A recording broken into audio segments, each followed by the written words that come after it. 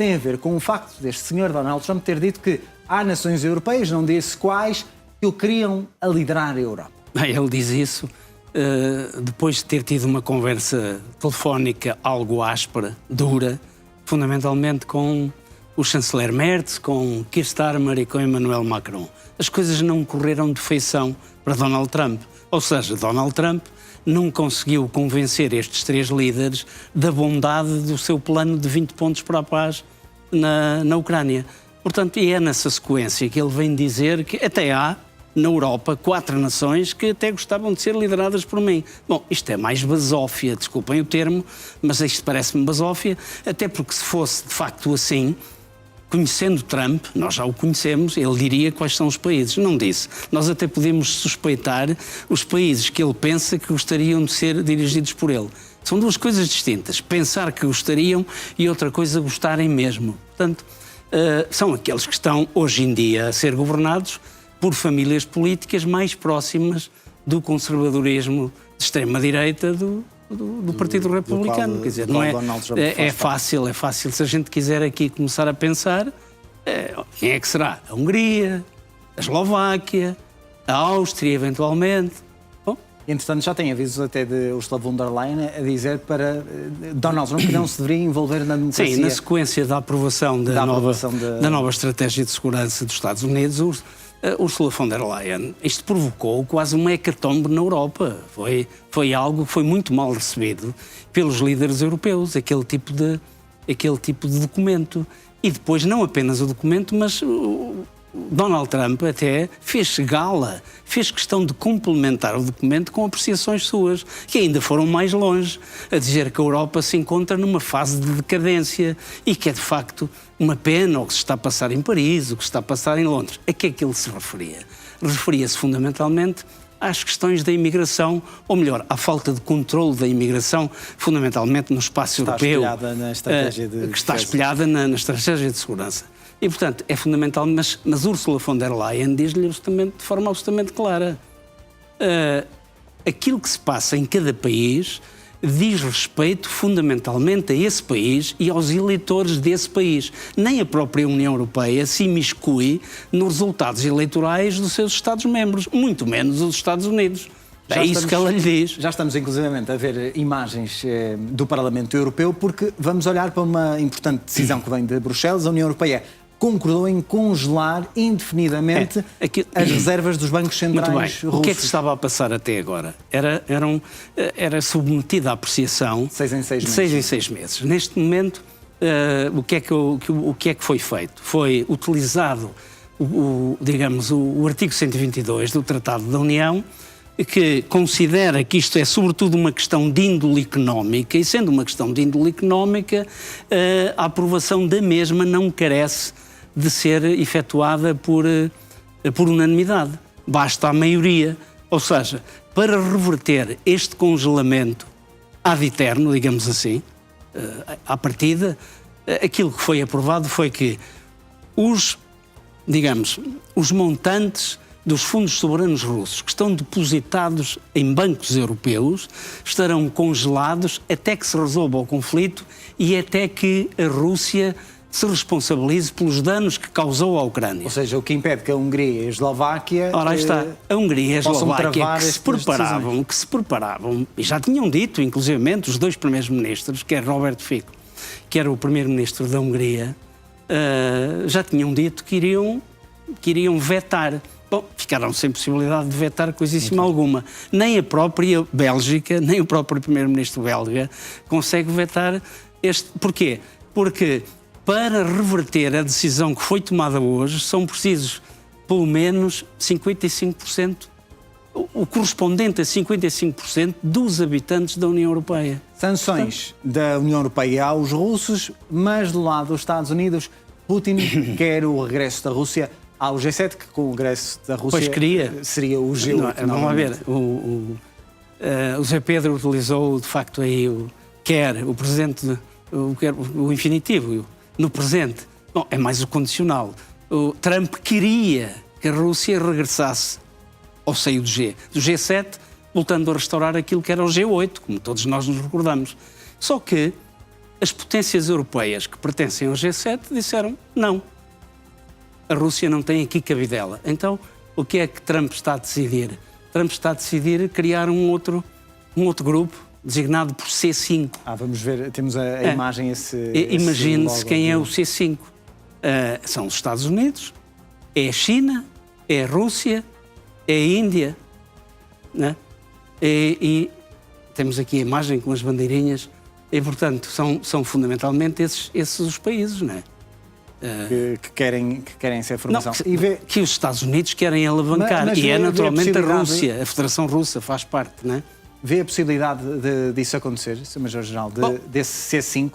Vejo, sinceramente, não. Se os Estados Unidos se quiserem juntar a esses países, está aqui o C5, estamos a ver aqui, estamos a ver ali as bandeirinhas, faltava referir o Japão, que é o primeiro, que está ali do lado esquerdo da imagem, é o Japão. Temos aqui a China, temos os Estados Unidos, temos a Rússia e temos a Índia. Ora bom, a Rússia, a Índia e a China são aliados, já hoje em dia, de alguma forma. O Japão, veremos se vai de arrasto com os Estados Unidos. Veremos se irá, se é do interesse do Japão. Mas se foi declarado este grupo, foi porque houve contactos informais no sentido de conseguir. Bom, agora, o que é que isto traz? Isto não traz vantagem rigorosamente nenhuma.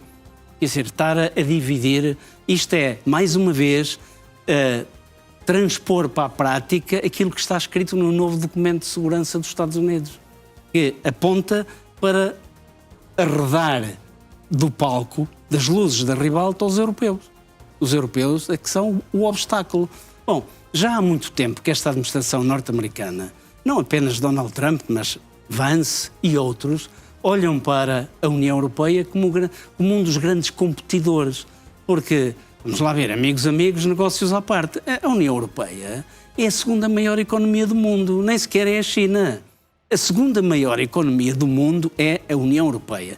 E se somarmos à União Europeia a Grã-Bretanha e a Noruega, então através deste C5, Trump faz uma aliança chega muitíssimo perto daquilo que é a economia norte-americana. Portanto, e os europeus são apontados, têm sido apontados por esta administração norte-americana como parte dos grandes responsáveis dos Estados Unidos terem uma dívida externa monstruosa e não terem uma economia mais, digamos, mais próspera. Portanto, quando assim é, a tendência é colocar a culpa sempre fora. No entanto, aqui vemos a bandeira da China, como o Sr. Major-General está a dizer, mas a administração de Trump está a formar uma coligação para contrariar o controle dominante da China em algo como os minerais críticos e o poder emergente relativamente à inteligência artificial. Já estamos a ver aqui demasiadas coligações. Esta é a Pax Sílica, dá pelo nome de Pax Sílica. Tem que ver, vamos lá ver, é conhecido que a China ultimamente tomou a dianteira, por exemplo, na exploração e comercialização das terras raras tão importantes nas indústrias tecnológicas. Está na vanguarda, neste momento, do controlo dos mecanismos de inteligência artificial.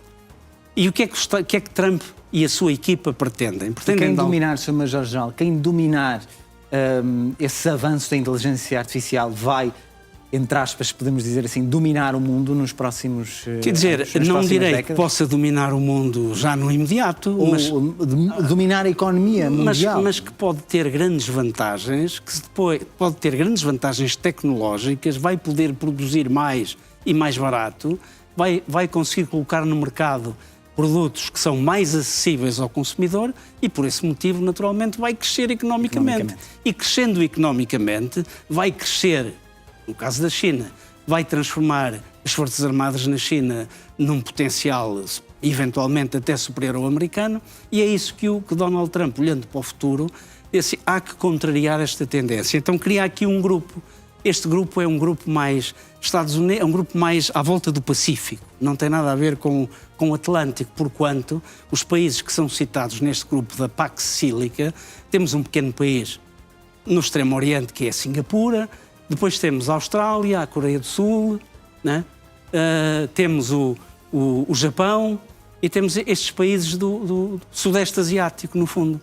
Portanto, e os Estados Unidos. Portanto, é este grupo, mais um grupo Agora, se este grupo vai conseguir aquilo que pretende, um bloco para conseguir de contrapor o avanço que a China está a ter nestas áreas, veremos. Agora parecem-me grupos a mais. E depois difíceis de conciliar. A China apresenta-se no C5 e depois e depois há um plano, já está do lado oposto. Já está do lado oposto. Noutro Parece-me que a China não vai ver isso. Parece às vezes o que acontece com os Estados-membros da União Europeia. Tanto querem estar amigos, mas depois na parte negocial. Vamos avançar para o Reino Unido, porque o Reino Unido, surge a notícia, Sr. Major-General, se está a preparar para uma possível guerra. Não, quer dizer, vamos lá ver. E é o mais sensato? É o mais sensato. Faça aquilo que tem acontecido e faça todos os indícios de que a Rússia, inclusivamente, está... Esta é a imagem do Ministro das Forças Armadas, Ministro das Forças Armadas, Unido, que diz conta disso mesmo. Que os exércitos... É muito simples e é um facto. O Exército, a Marinha e a Força Aérea são empregos para resolver crises. Mas quem ganha as guerras é a sociedade, é a indústria e a economia.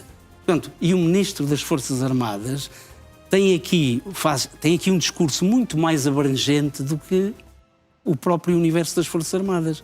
Porque para se ganhar uma guerra, para um país estar preparado para a guerra, não basta ter um exército muito capaz, uma força aérea muito capaz. Hoje é muito diferente, e uma marinha muito capazes, e uma componente aeroespacial. Não, tem que ter a sociedade toda ela mobilizada, a economia mobilizada para o esforço de guerra, os cidadãos. E é um desafio, Sr. Major-General, dos governos explicarem às pessoas esta nova realidade? É tal magistratura de pedagogia.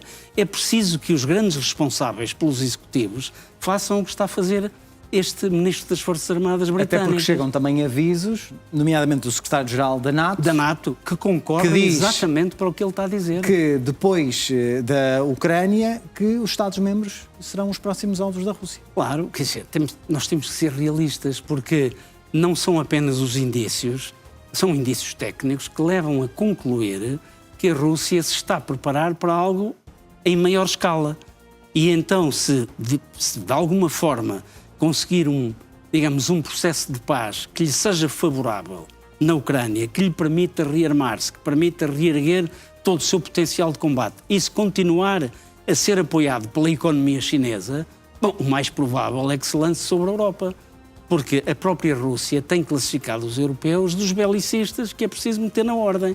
Portanto, e temos que ser realistas, e Marco Rutte está a ser realista, assim como o Ministro das Forças Armadas do Reino Unido está a ser realista, assim como Friedrich Merz tem sido realista quando diz que temos que nos preparar, porque a Europa, mais uma vez, pode ver-se mergulhada nas trevas de uma nova guerra em grande escala.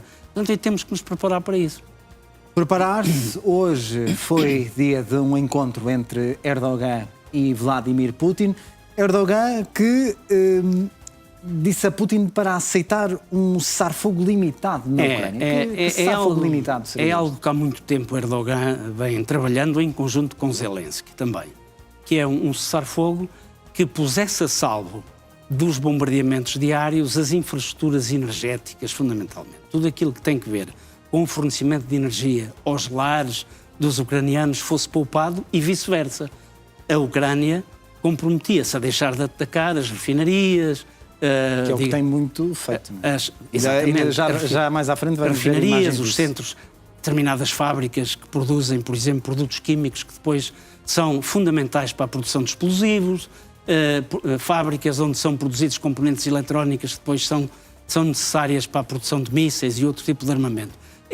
Portanto, deixar de atacar esse tipo de infraestruturas, fundamentalmente as energéticas, e era isso que Erdogan estava a tentar, entre aspas, vender a Putin.